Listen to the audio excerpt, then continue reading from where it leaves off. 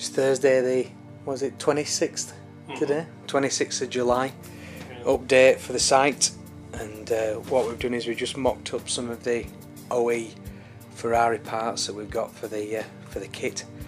So as you can see over here, we've got the fuel tank in on the driver's side, and you'll see in a second we've got the fuel tank on the passenger side. And in the middle there we've managed to acquire, unbeknownst to me, original Ferrari blanking plate. Now that will go on the rear bulkhead, which is the next big project which we've got on, and that allows access to the front of the engine once the engine's actually in situ.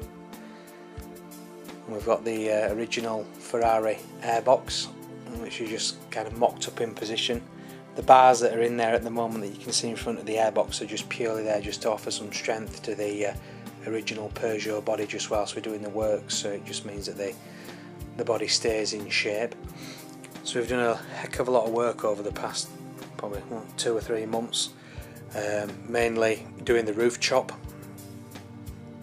allowing the fitment for the extreme rear subframe, which any of you who's been following the site, you'll see that there's some modifications which we've made to that frame. We've blanked it off.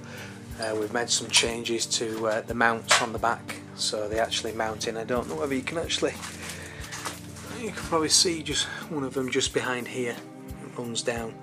We've modified those to fit into where the original rear seat belts used to fit on the Peugeot, just to give some extra rigidity and shape to the frame. So the project which we've been on this evening, as you can see down here, that's one of 2. And these are some additional mounting plates which we've made to connect the chassis, the Lotus chassis, to the original Peugeot body shell. They'll give it some additional strength, just keep things in position, and just another pickup point for the Lotus chassis, actually connecting it to the original monocoque Peugeot body frame.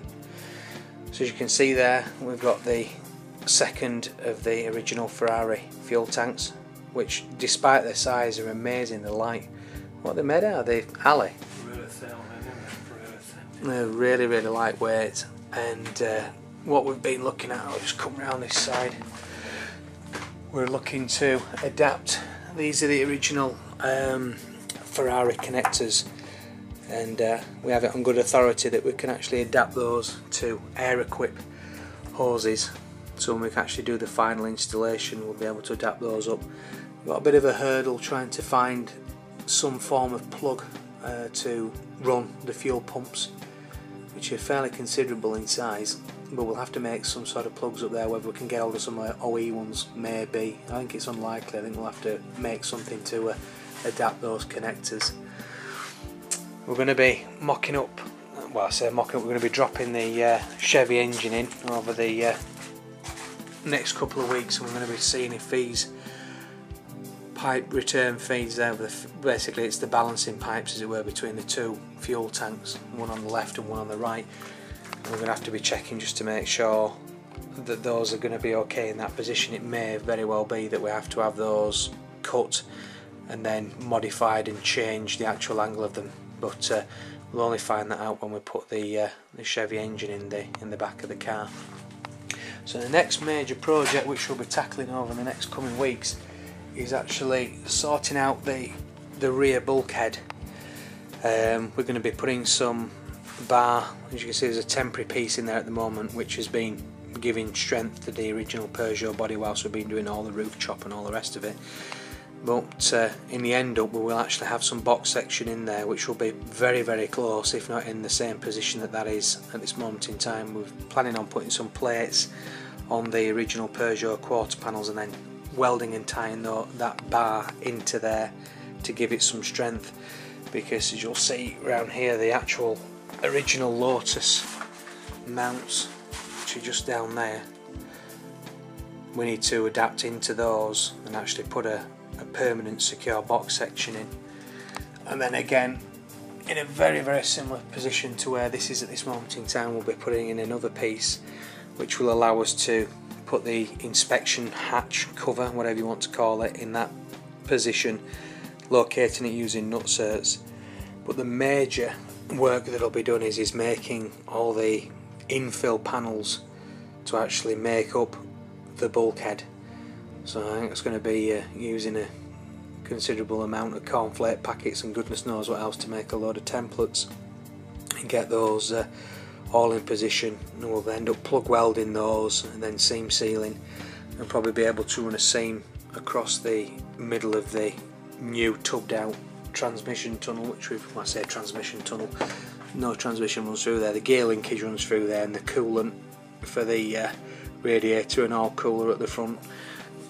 Anybody who's been following the website, you'll see that this is what we've had to put in. We've had to cut out the original Peugeot transmission tunnel, for want of a better word, and we've had to increase the height of that to allow the Lotus chassis to sit up inside the Peugeot body, which means that it gives us the proper ride height for the Ferrari, because the Ferrari is considerably lower overall than the original Lotus Esprit was. So that was a major head scratcher at the tail end of last year, working out and getting that all correct, running all the datum points and working out everything to make sure we had the correct ride heights.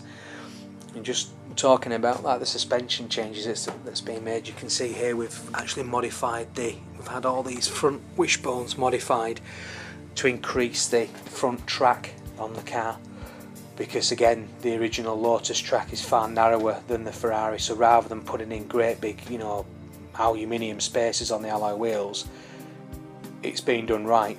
I mean, they're probably stronger than the original Lotus wishbones would have been, and that means that we'll have the correct track for the car. And again, we're having the rears have been modified in a similar way to allow us to get the correct track on the rear.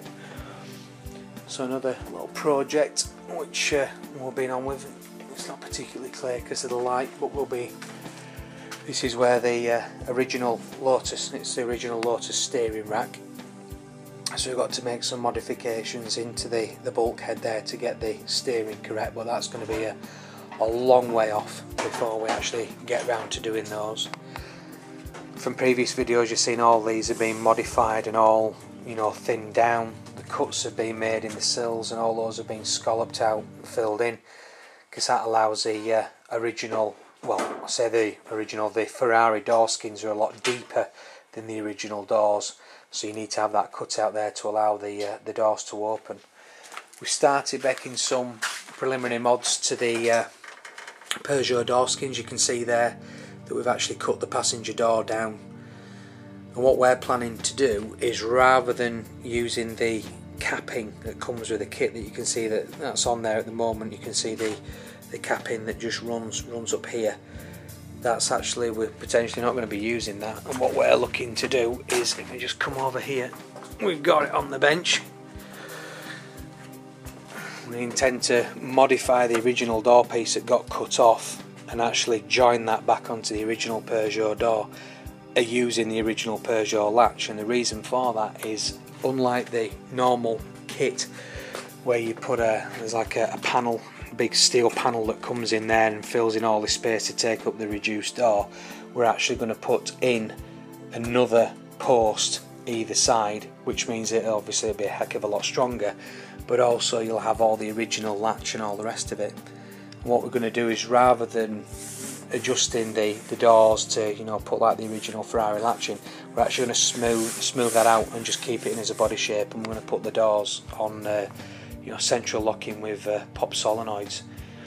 So that's another project. Are you sure you're up to that? Oh, no danger, no danger. So we've adjusted on the rear here, on the rear frame, we cut off the original plates that were on the kit, and the reason why we did that is, well, we found when we mocked up all the rear panels, the fit of the rear bumper wasn't ideal. You know, it was a fair way out to one side. So rather than try and reinvent the wheel and, you know, flipping elongate and ovalize all these holes, we just decided to cut off the original plates, made up some new ones, mocked all the rear of the car up, got those in the correct location, and last weekend I welded all those on there. Again, we've made another fill-in piece panel here to just give it additional strength on the frame. This is something you wouldn't normal. Well, the whole thing that we're doing with the car isn't really what you'd do with a normal kit, but again, it just gives additional strength and helps to, you know, cap off and keep these corners, you know, nice and tight. There's some modifications that are going to be made to the cutouts here. We're going to be moving that a little bit further back this way. Those will all be seam welded, and then any gaps, those will be plated off and filled in. So as you can see, there's lots of bits and pieces which we've been doing to the car. The roof chop we did about a month ago. We just purely did that really because we needed to turn a corner with getting the frame in and then start working on the bulkhead. And again, there's a heck of a lot of work that's got to be done there regarding adapting the actual boot lid, or the bonnet I suppose it is on one of these cars, covering up the engine, because we've actually managed to get hold of an original Ferrari tailgate. The reason for that is because this is going to be a mid-engine car with the engine in the rear. You're going to have so much more increased heat because you actually have an engine there. You know, in the normal kit, you know, you'd have a pair of socks, some flipping football boots and a golf club. You know, in ours, you know, you're going to have a big V8 engine that's in there, so there's going to be considerable heat created, and we felt that we just needed to put the original in. You know, if it can take the heat of a V8 Ferrari engine, it's going to be able to take the heat of a Chevy engine. So that's where we're up to so far, and I hope you've enjoyed the video. Don't forget, you know, you can join up on our Facebook page if you want to get in contact with us, and I regularly put updates and new images on there as well as on the site. And if you want to drop us an email with any comments or anything of that nature, you can get in contact with us at dads360@gmail.co.uk. And until the next video, we'll sign off, and hopefully we'll have some more work done.